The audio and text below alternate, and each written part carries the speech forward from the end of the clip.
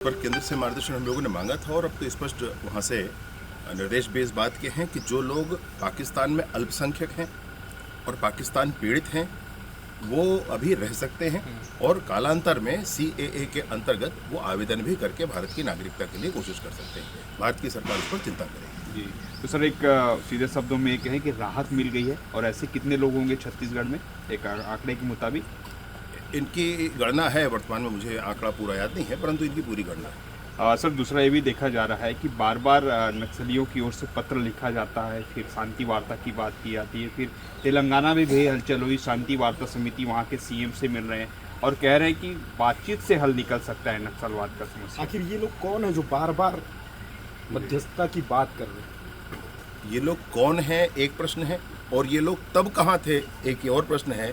जब झीरम की घटना हुई तब इन्होंने क्यों नहीं कहा नक्सलियों के से कि ये सब बंद करो और तब जब एर्राबोर की घटना हुई थी तब इन्होंने क्यों नहीं कहा, जब 8 महीने के बच्चे को नक्सलियों ने जिंदा जला दिया था, पूरे बस्ती को जिंदा जला दिया था, उस समय इन्होंने क्यों नहीं कहा। जब मणिकोंटा की घटना हुई थी तब इन्होंने क्यों नहीं कहा था, जब दर्जनों ग्रामीणों को मार दिया गया था गला रेत करके, उनको पुलिस में मुखबिर हो कहकर, तब इन्होंने क्यों नहीं कहा था। जब झीरम की घटना हुई थी जिसमें छत्तीसगढ़ की इतनी बड़ी हानि हुई थी, छत्तीसगढ़ का एक नेतृत्व वहाँ समाप्त हुआ था, तब ये लोग कहाँ थे और अब ये क्यों बोल रहे हैं, अब ये क्यों बोल रहे हैं। और ये हैं कौन बोलने वाले भी? जिनको बात करना है, चर्चा करना है, वो करेंगे। ये क्यों बात करेंगे और इनसे क्यों बात की जाए? ये कौन होते हैं बोलने वाले?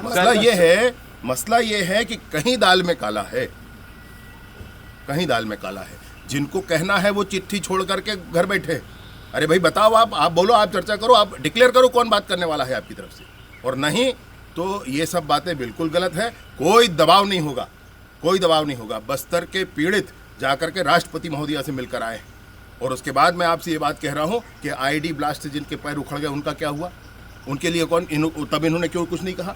जिनको आज भी IED ब्लास्ट से जानवर मारे जा रहे हैं, नागरिक मारे जा रहे हैं, जवान मारे जा रहे हैं, तब ये क्यों कुछ नहीं कहते हैं। आज ये 300 की संख्या में है समुदाय और समितियां और व्यक्तिगत, ये सब ये एकदम गलत प्रोपेगेंडा है, पूरे देश को गुमराह करने वाला। सर एक मिनट सर इसमें क्या है कि इन्होंने पहले कई लोगों को मौत के घाट उतारा, अब आज इनको अपने मौत दिख रहा है सामने। इसमें भी फर्क है, इसमें भी फर्क है। सुनिए मैं आपसे कहूं, इसमें भी फर्क है, और फर्क ये है कि जिस समय तक 400 अधिक, अब इस सरकार के बनने के बाद लगभग हमने 400 नक्सलियों को, वर्दीधारी शस्त्रधारी नक्सलियों को मारे।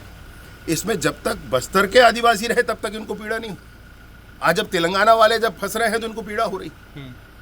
मसला इसमें भी है भाई, इनका दुराव इसमें भी दिखता है। आप एक बार सोच कर देख लें इस बात को। जब तक यहाँ के लोग बहुतायत में रहे, 8-10 लोग हैं जो तेलंगाना आदि क्षेत्रों के हैं जो मारे गए हैं इन 400 में, बाकी तो यहाँ के हैं, तब तक इनको पीड़ा नहीं रही। आज पीड़ा हो रही है, आज ऐसे नहीं होता है भाई। ये जो मानवाधिकार या समाज सेवक की बात करते हैं, जो क्या इनकी कोई साठगांठ लगती है माओवादियों के साथ? क्या इनके ही द्वारा मानवाधिकार का तो नाम इनको नहीं लेना चाहिए, भारत के संविधान का नाम इनको नहीं लेना चाहिए। जो भारत के संविधान को न मानकर बंदूक रखकर बंदूक की नली से सरकार बनाना चाहते हैं, उनके साथ ये किस तरीके से बात कर सकते हैं?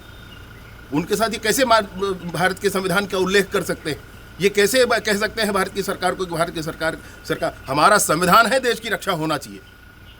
ये बिल्कुल स्पष्टता है इस बात पे। कोई एक प्रोपोगंडा जो इनका चल रहा था वो बंद होता नजर आएगा? मैं आपको स्पष्ट कह रहा हूँ, और मैं नहीं सोचता हूँ कि बस्तर के लोग शांत होंगे। जो बस्तर की जनता है, जो बस्तर के नक्सल पीड़ित लोग हैं, जरूर इस पर बोलेंगे, मुझे पूरा विश्वास है इस बात का। ठीक है।